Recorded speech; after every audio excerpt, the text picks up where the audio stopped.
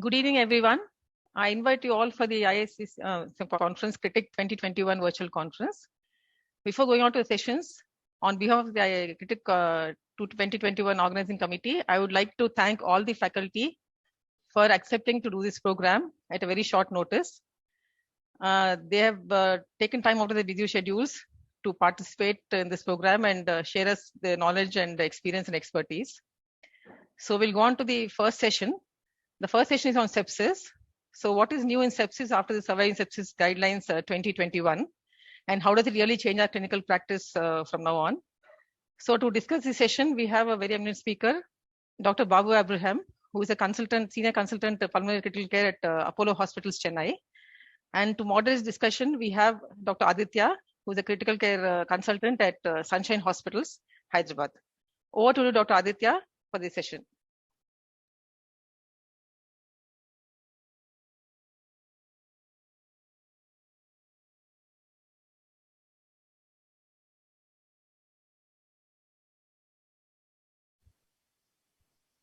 Good evening, everyone. And thanks for the introduction, Dr. Chandana and ISCCM Hyderabad branch for giving me the opportunity to take part in this innovative CME. Topic for this session is what's new in the 2021 version of Surviving Sepsis Guidelines. As you all know, sepsis is a life-threatening condition caused by dysregulated host response to infection. The Surviving Sepsis campaign team has been coming up with this updated versions every 4 years since 2004. The last guidelines were published in 2017. And since that time, few things have changed in the management of sepsis and which have been incorporated in the new guidelines. So in today's session, we have Dr. Babu Abraham, Senior Consultant Intensivist from Apollo Chennai Hospitals, to take us through this updated version of guidelines, which has a few recommendations upgraded and downgraded, and also few new guidelines. Okay. Hi, Dr. Babu. Hi, Dr. Aditya. Thanks for the introduction. Yeah. So let's start with the screening of sepsis patients and the initial resuscitation. So, Dr. Babu Abraham, do the new guidelines suggest any changes in the way we go about with the screening of sepsis patients and resuscitation in the first few hours of septic shock? Okay, to start off with, let me start by saying that the 2021 guidelines looks like a toned down, a more sedate recommendation coming out of the Surviving Sepsis campaign compared to the 2016 Surviving Sepsis guidelines.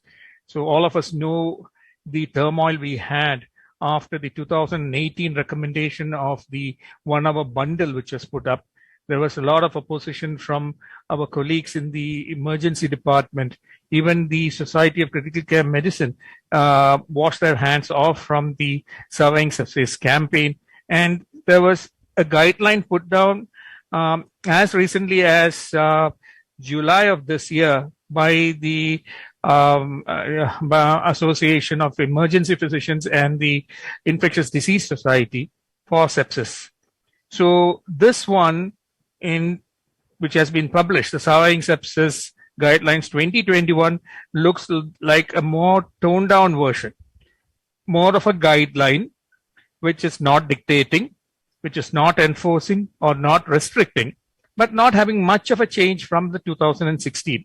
So when we come to the changes that has happened in the initial resuscitation, if you see very clearly, they have realized that the qSOFA, which is used as the screening tool for the 2016, has been downgraded. Even in 2016, when they published it, we already knew that qSOFA was not a screening tool with a good sensitivity. It had a good specificity. We have tools with better specificity than qSOFA, but for whatever reason that they knew better, they included it. And over the years, they have realized that qSOFA is not sensitive enough to pick up sick patients with sepsis outside the ICU. So they moved away from qSOFA. So the present recommendation is do not use qSOFA on its own, but they have not given us a guideline as to what scoring system or screening tool to use. They have left it open. We can use the SIRS, News, Muse, whatever you want, along with the clinician's clinical impression to diagnose. So that is the initial screening. The rest of the things remain almost the same. They have given importance to quick assessment of the patient, quick investigations so that we come to a diagnosis or at least a clinical impression of whether we are suspecting a sepsis or not within about 45 minutes to an hour, so that we can continue with our resuscitation and not to delay the process. That's what the present guidelines have said, but they have not given a big emphasis on the time factor. The 1 hour bundle has not been even mentioned in this guideline. They have kept it aside because that was the biggest sore thumb and the biggest controversy in the last guidelines. Yeah. How about the 30 mils per kg? Have they downgraded, kept it the same?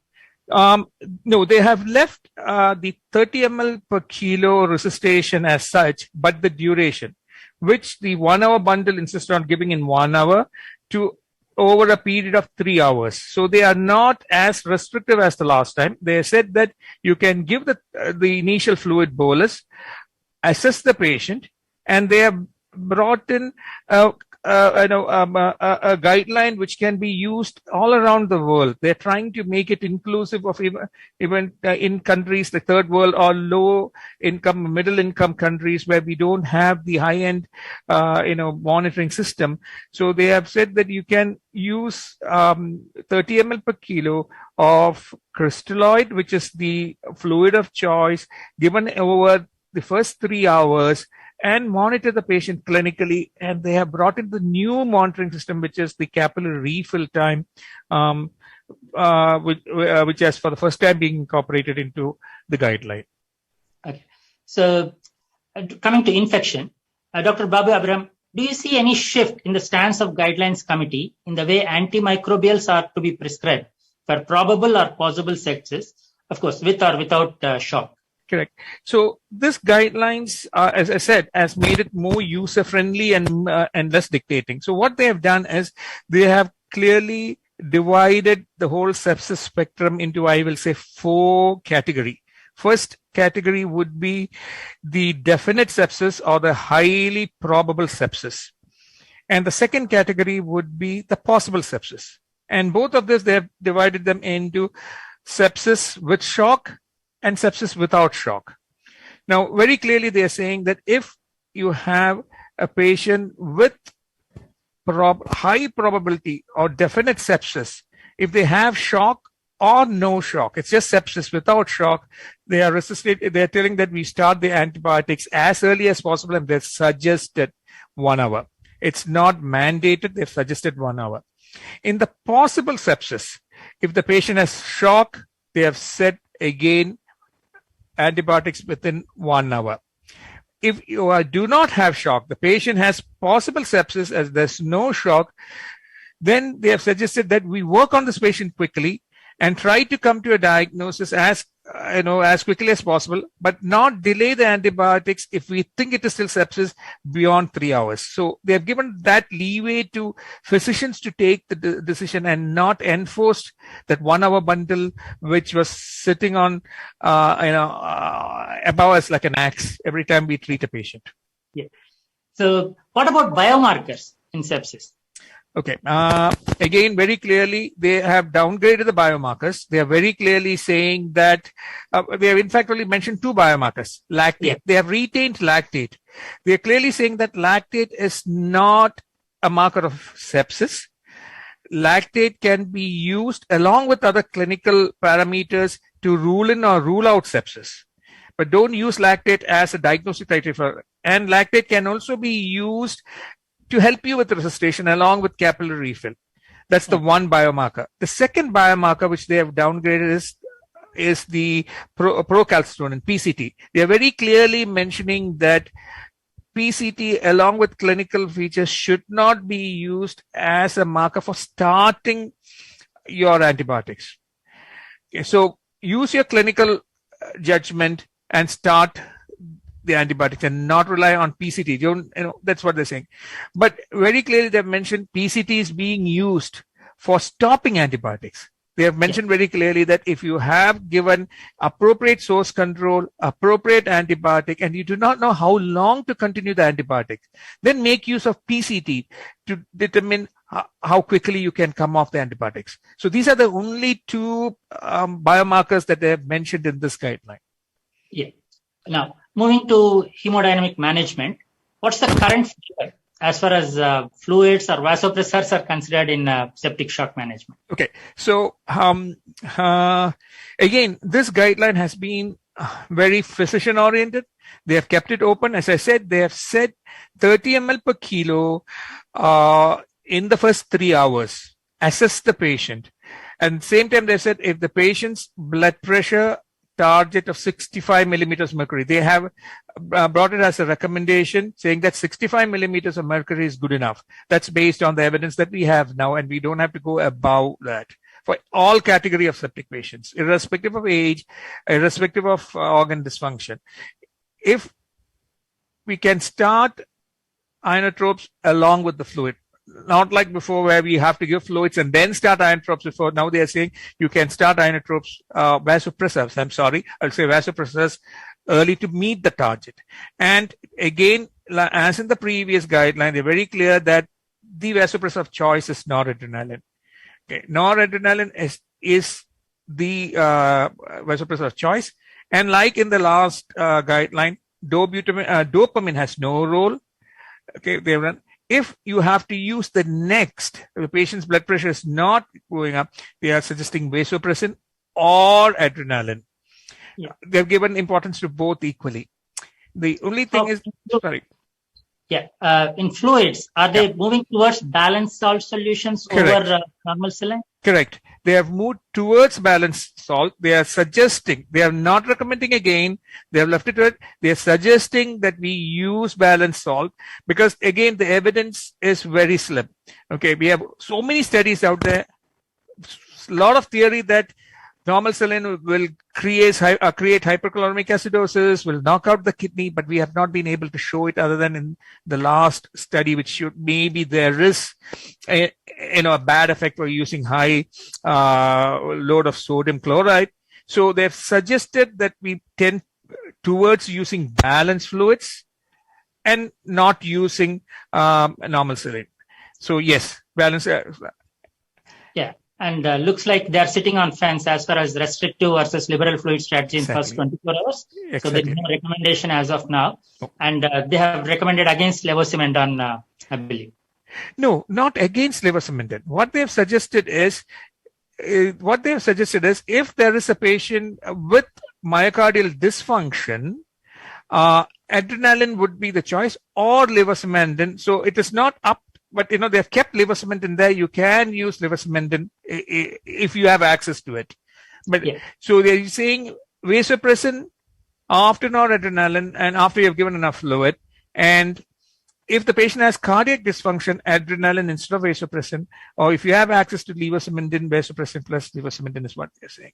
And when just as we mentioned about liberal versus restrictive, they have no guideline, absolutely no guideline. They left it to our clinicals. They're saying very clearly saying use the dynamic monitoring method to look at fluid responsiveness, use fluid according to the patient's requirement, and they have left it open. Yeah. And any changes in the ventilatory strategies in managing ARDS of sepsis patients? Now, the only new thing which has come in is they have brought in HFNC much above NIV. So based on the floral study and what experience we have, they have recommended HFNC for hypoxic respiratory failure in patients with sepsis over NIV. Otherwise, absolutely no change. That is one field where we have very strong evidence. The low tidal volume, higher PEEP with moderate to severe ARDS, prone ventilation, all that has solid, I think that's the very, the one field where we got, and that remains, and we have not had any. Has started figuring in sepsis guidelines too. The Sorry? VV ECMO, sir. Yes, The it VV has. ECMO has started appearing. Yes. They put it as a suggestion, but very clear that it is to be used in centers that have experience. So that is Yes. what has been shown. If you need to have a good outcome with VV ECMO, you have to be, the patient has to be in a center where they have experience using VV ECMO, not one-off. People who have been regularly using, and yes, they have brought VV ECMO 2 into it. Yep. And what about additional therapies, Dr. Okay. Babu? Now, additional therapies. The upgrade has happened for steroids, hydrocortisone. Hydrocortisone was not recommended in the 2016 surviving sepsis guidelines, whereas here they have upgraded it and they have recommended its use for any patient who is on vasopressors, and even if the target blood pressure is met with vasopressors. So they've said use and they've recommended 200 milligrams. They left it open to the clinician to decide whether they want to use as an infusion or as a divided dose. They left it open to the physician to use. Yeah. What about blood purification techniques, vitamin C? No, absolutely. There is all of them are suggestion not to use. Okay. In fact, the best evidence which has been there with polymyxin B filter has been clearly not recommended. Everything else, blood purification, vitamin C, all that has been suggestion not to use.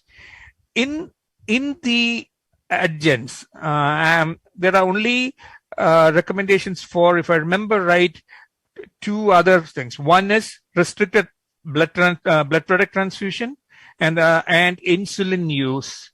No, insulin, especially if the blood sugar is going above 180. And the third one is use of chemical prophylaxis for DVT.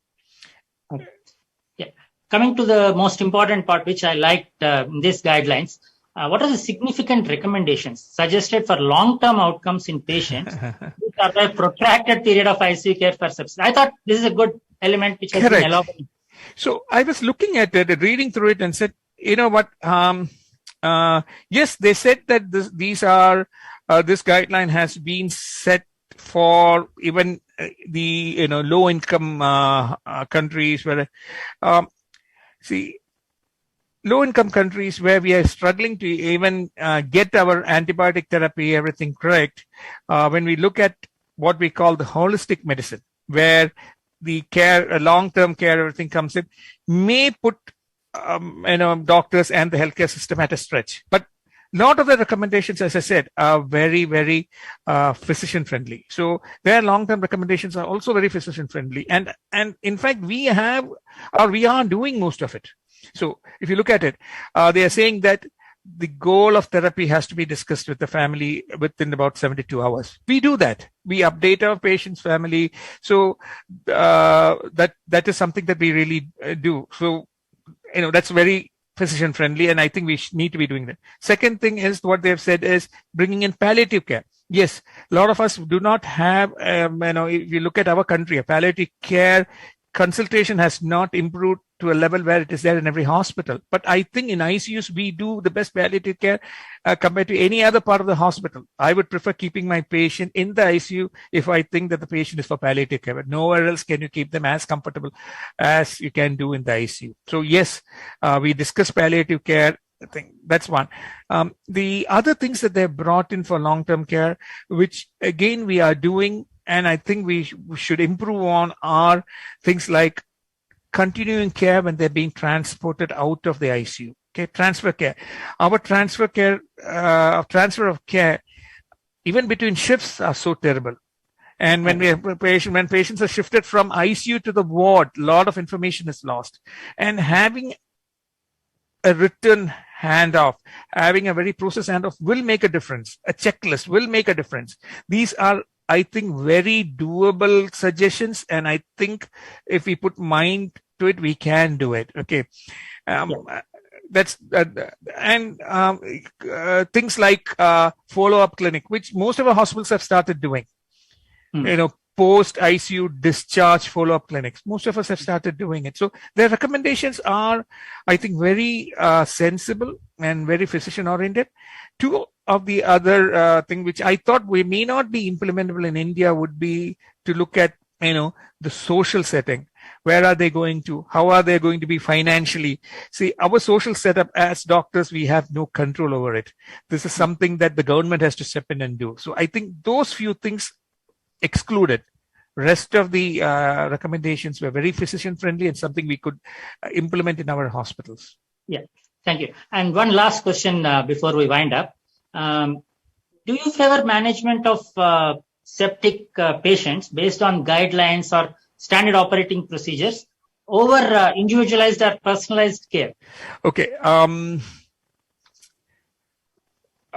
can I put it? Okay, if you look at any guidelines, the opening statement in every guideline were very clearly mentioned it. I can't remember where I read it. It's one of the journals. I think it is JAMA. A few years ago, they say that guidelines are supposed to be informative and not dictative, guiding and not enforcing, supportive and not restrictive. So that is the aim of any guideline, isn't it? So yes. Are we going against this philosophy in routine practice? Actually, no. I think we need something to guide us. Okay. Why should medical profession be the only profession which is not being guided? Why do we think that we need no guidance? That doesn't mean that we need to be restricted. Okay. Because each of our patients is different. We should be allowed to change the treatment as per each patient's need. And I think that is precisely what this guideline has brought in. Compared to the 2016, where they were very restrictive, they have made it less restrictive in it. So I think guidelines are needed to guide us in the right path, make us think, this is neat, these things need to be done, but at the same time, not restrict us. Okay. If you want to give more than 30 ml per kilo of fluid to a patient who is fluid responsive, we should be allowed to do it and not say, don't give more than 30, please start only vasopressin. Okay. So that is where that give and take should be. So I think it is a guideline and not an enforcing document. Yeah. Thank you, Dr. Babu Abraham, for highlighting the changes and also explaining the rationale behind these changes. Really appreciate you taking time out of your busy schedule. Thank you. Thank you once again. Thank you. Over to you, Dr. Chandana.